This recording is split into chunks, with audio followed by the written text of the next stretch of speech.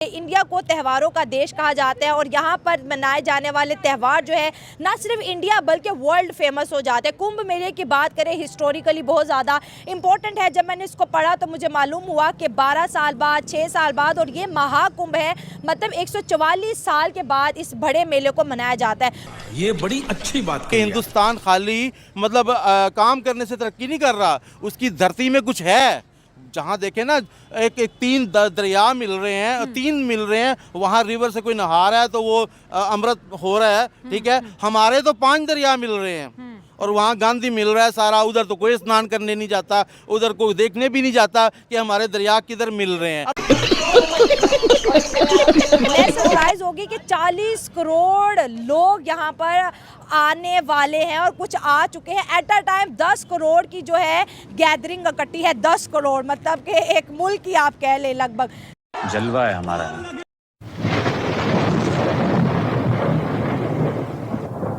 नमस्कार दोस्तों, क्या हाल है। होप करता हूँ कि आप ठीक होंगे और स्वागत करता हूँ आपका हिंदुस्तान डॉट में। दोस्तों, उत्तर प्रदेश के प्रयागराज में काफ़ी दिनों से महाकुंभ मेला चल रहा है और इस मेले की चर्चा पूरी दुनिया में हो रही है क्योंकि हर दिन पूरी दुनिया से लाखों की संख्या में भीड़ इस मेले में आती है। और दोस्तों, इस मेले ने अपने आप में एक बहुत बड़ा रिकॉर्ड बना दिया है। जी हाँ दोस्तों, ये दुनिया का सबसे बड़ा रिलीजियस इवेंट बन गया है क्योंकि मीडिया रिपोर्ट के मुताबिक इस मेले में 40 करोड़ से ज़्यादा लोग विजिट करेंगे। तो दोस्तों, वीडियो में आगे देखते हैं पाकिस्तानी पब्लिक महाकुंभ मेले के बारे में क्या जानती है। अगर आप नहीं हैं तो पहले चैनल को सब्सक्राइब कर लीजिए और वीडियो को अंत तक देखें।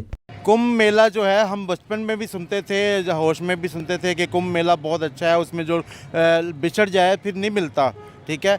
और मैं कहता हूँ कि बहुत सारे मेले होते हैं। हमारे मुसलमानों के हज होता है, राइवन के इज्तिमात होते हैं, ठीक है। और पॉप मतलब क्रिश्चनों के भी बड़े बड़े इज्तिमात होते हैं, मगर इससे बड़ा इज्तिमा कोई नहीं होता, ठीक। मैं कहता हूँ कि इंडिया हर चीज़ में अब आगे जा रहा है। देखें, वो हर चीज़ को कैश कर रहा है, अपने कल्चर को कर रहा है। हम यहाँ कोई इज्तिमा करते हैं, कोई जलसा करते हैं, पैसे लगाते हैं, हमें रिटर्न कुछ नहीं मिलता। तबलीगी जमात का इज्तिमा होता है 10-10 लाख का होता है, मगर हमें रिटर्न कुछ नहीं आता। ये वाहिद इज्तिमा की जो 7.5 हज़ार करोड़ लगा के 2 लाख करोड़ आमदन, तो किस कोई इंडस्ट्री लगा के भी इंसान नहीं कमा सकता। इतनी जल्दी एक माह में कोई मतलब है कि जहाज़ बना के भी नहीं कर सकता। कोई भी ऐसा काम नहीं है कि जुए में भी नहीं है इतने पैसे जीत सकता जितने वो ये इस पे कमा रहे हैं। तो कल्चर और मेले की बात करें, कुंभ मेला, ये मेला बहुत बड़ा है। जैसे अंकल ने कहा कि अक्सर मैं भी ये सुनती हूँ कि तुम मुझे कुंभ के मेले की बिछड़ी हुई बहनें लगती हो, मतलब कि पहले तो फ़ोन नहीं होते तो जो बिछड़ जाता था इस मेले में वो बिछड़ गया। अगर हम बात करें यहाँ पर जो श्रद्धालु होते हैं, जो डिवोटीज़ होते हैं, स्नान करने आते हैं और गंगा, जमुना और सरस्वती 3 नहरें ट्रायंगल के शेप में मिलती है और कहते हैं कि इसमें अमृत है, मतलब कि ज़िंदगी जीने की जो बूंदें हैं वो इसमें है।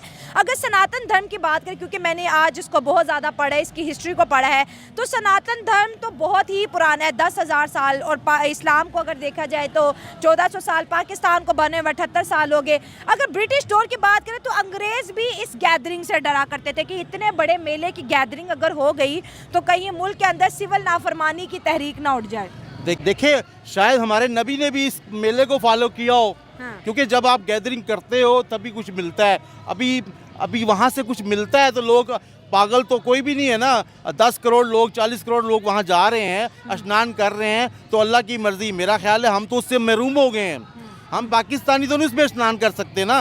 हम तो देखें, यहाँ किसी के पीर का पता चलता है, बाबे का पता चलता है, फलान नदी में जाके नहा लो, आपकी खारिश खत्म हो जाएगी, फलान नदी का पानी पी लो, आपके गुर्दे ठीक हो जाएंगे। ये बाबा कहते हैं, ये बाबा कहते हैं और हम खुद गए हैं, ठीक है। और सेवन शरीफ में गंदा पानी है, वो उनका गंदे चश्मे का लोग वो भर के बोतलें लाते हैं, दवाई के तौर पे इस्तेमाल करते हैं। उनका मान यकीन है कि इससे हमें शफा होगी। तो मेरा ख्याल है कि हमें भी स्नान करने जाना चाहिए था और हम भी शायद पवित्र हो जाते। हाँ, पवित्र भी हो जाते और शायद हम गुम भी जाते और फिर मिल भी जाते। और बाद में कुछ अरसे बाद, मैं तो कहता हूँ कि पाकिस्तानी घूमे हुए ही अच्छे हैं। हम घूमेंगे जाके, कुछ अरसे बाद जब मिलते हैं तो बड़ा मज़ा आता है। तो हम तो आप घूमना चाहते हो उस मेले में? हम घूमना चाहते हैं, हर बंदा घूमना चाहता है। हर बंदा इस टाइम पाकिस्तान में भाग रहा है, घर वालों से भाग रहा है, भाइयों से भाग रहा है, अपने मुल्क को छोड़ के भाग रहा है। ये तो मजाक की बात होगी। जैसे हम कल्चर की बात करें, सनातन धर्म के, अगर हम रिचुअल्स की बात करें, वहाँ के जो फेस्टिवल्स की बात करें, तो दुनिया से लोग आते हैं। जैसे आप बात कर रहे थे कि एक अरब से जो व्लॉगर है वो भी आया हुआ है, मुस्लिम भी आते हैं यहाँ पर, वो देखने आते हैं कि इतनी बड़ी गैदरिंग को कैसे मैनेज कर लिया उत्तर प्रदेश यूपी सरकार ने। 10,000 करोड़ एक टाइम पे, और अभी तक देखा जाए तो सिर्फ 30 के करीब जो है लोगों की डेथ्स हुई है भगदड़ मचने से। अगर देखा जाए तो वो लोगों की अपनी गलती भी हो सकती है, और इतनी गैदरिंग में इतनी डेथ्स हो ही जाती है, कोई इतनी बड़ी बात तो नहीं है, लेकिन अफसोस है। आप क्या समझते हैं इतनी बड़ी चीज़ को मैनेज करना, उन्हें डर नहीं होता कि बॉम्ब ब्लास्ट ना हो जाए, कोई खतरा? देखिए, जब इंसान सही नीयत से कहीं जाता है ना, तो उसको किसी को भी चीज़ का खतरा नहीं होता, ठीक है। वो तो मरने के लिए खुद वहाँ गया है, स्नान करने, उसकी जान भी जा सकती है, उसको पता है मेरे साथ क्या होगा। जिस तरह हमारे हज में जाते हैं तो कफन पहन के जाते हैं, उनको पता होता है कि यहाँ हमारी जान भी जा सकती है। गैदरिंग होती है, ठीक है, हमारी हज की होती है, फिर हमारे इधर रायगढ़ में गैदरिंग होती है, और क्रिश्चियनों की भी होती है, तो वो इसीलिए जाते हैं। मगर उनको कुछ मिलता तो है ना, आखिर वो कुछ है। हिंदुस्तान आज क्यों तरक्की कर रहा है, मुझे आज समझ आ रही है कि हिंदुस्तान खाली मतलब काम करने से तरक्की नहीं कर रहा, उसकी धरती में कुछ है। जहाँ देखे ना, एक 3 दरिया मिल रहे हैं, 3 मिल रहे हैं, वहाँ रिवर से कोई नहा रहा है तो वो अमृत हो रहा है, ठीक है। हमारे तो 5 दरिया मिल रहे हैं, और वहाँ गांधी मिल रहा है सारा। उधर तो कोई स्नान करने नहीं जाता, उधर कोई देखने भी नहीं जाता कि हमारे दरिया किधर मिल रहे हैं। हाँ। तो हमें भी देखिए, वही जो ये 3 दरिया है ना, इन्हीं का पानी पाकिस्तान में भी आता है। अच्छा, इनका पानी पाकिस्तान में भी आता है। लेकिन वो सनातन धर्म का बिलीव है ना, हम मुसलमान हैं, हमारे बिलीव्स, हमारे यकीन हो रहे हैं। सनातन धर्म के जो है उनके स्पिरिचुअल जो उनकी जो किताबें हैं उनके अंदर जो है उनके बिलीव्स हो रहे हैं, तो उनका बिलीव ये है कि इसमें जो है अमृत है।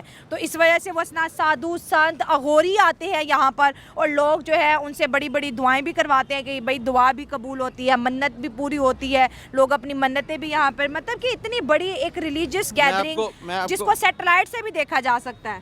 ये बड़ी अच्छी बात कही आप। तो दोस्तों, यह था पाकिस्तानी पब्लिक का रिएक्शन। दोस्तों, महाकुंभ मेला दुनिया का सबसे बड़ा रिलीजियस इवेंट बन गया है। यहाँ पर हर दिन देश और विदेश से लाखों की संख्या में श्रद्धालु आ रहे हैं, और पूरी दुनिया के मीडिया महाकुंभ मेला का रिपोर्टिंग भी कर रही है। तो मीडिया के थ्रू हिंदू कल्चर को पूरी दुनिया देखेंगी, इसीलिए तो यूरोप और अमेरिका से भी काफ़ी सारे लोग महाकुंभ मेले में डुबकी लगाने आने लगे हैं। लेकिन दोस्तों, पाकिस्तानी को इस मेले में कुछ भी नहीं देखा, वो तो सिर्फ पैसे पैसे ही करते हैं। पाकिस्तानी कहते हैं कि इतने सारे लोग कुंभ मेले में आएंगे तो इंडियन इकोनॉमी को भी फायदा होगा। मतलब महाकुंभ मेले ने काफ़ी सारे रिकॉर्ड बना दिए, और यह पूरा रिलीजियस इवेंट है, इसमें कहीं पे पैसे का जिक्र नहीं है। फिर भी पाकिस्तानी को तो पैसा ही दिखता है।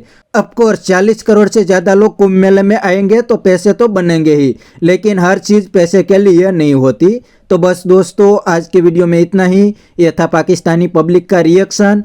अगर आपको यह वीडियो पसंद आया है तो वीडियो को लाइक शेयर कर दीजिए, और चैनल को सब्सक्राइब करना मत भूलिए। थैंक यू, मिलते हैं नेक्स्ट वीडियो में।